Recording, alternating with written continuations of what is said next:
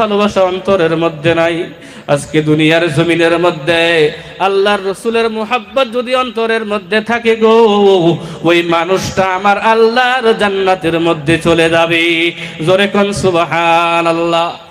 আল্লাহর রাসূল বলেন, যুবক কান খাড়া করে শুনেন, আল্লাহ এত সুন্দর করে জানায়া দিলেন, মান আহাব্বা সুন্নতি ফাকাদ আহাব্বানি ওয়া মান আহাব্বানি কানা মাই ফিল জান্নাহ।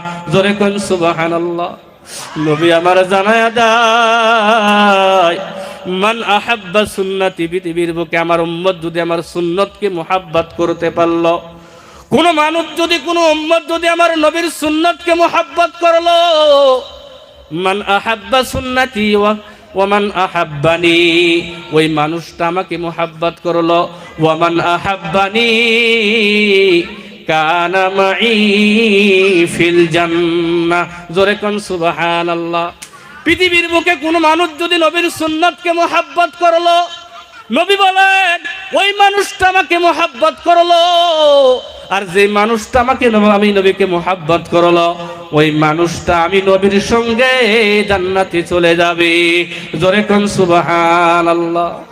ও বন্ধু আমার, তাহলে নবী এত সুন্দর করে বলে দিলেন, মান আহাব্বা সুন্নতি ফাকাদ আহাব্বানি ওয়া মান আহাব্বানি কানা মাই ফিল জান্নাহ। আমরা সকলেই নবীর সাথে জান্নাতে যাইতে চাই। দুইটা হাত তুলে দেখাই, লিল্লাহি তাকবীর। আল্লাহ তুমি সকলের হাতকে কবুল ও মঞ্জুর করে নাও। ও বন্ধু, দুনিয়ার জমিনের মধ্যে নবীর মুহাব্বত যদি অন্তরের মধ্যে থাকে, তাহলে কেমন করে জান্নাত পাওয়া যায়? গভীর মনোযোগ দিয়ে শোনেন।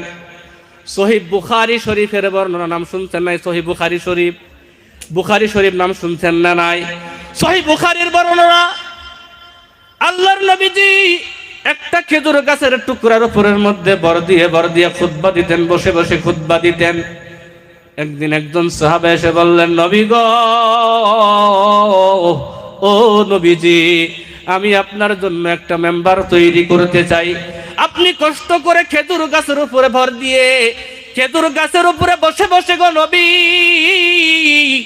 আপনি খুতবা দেন।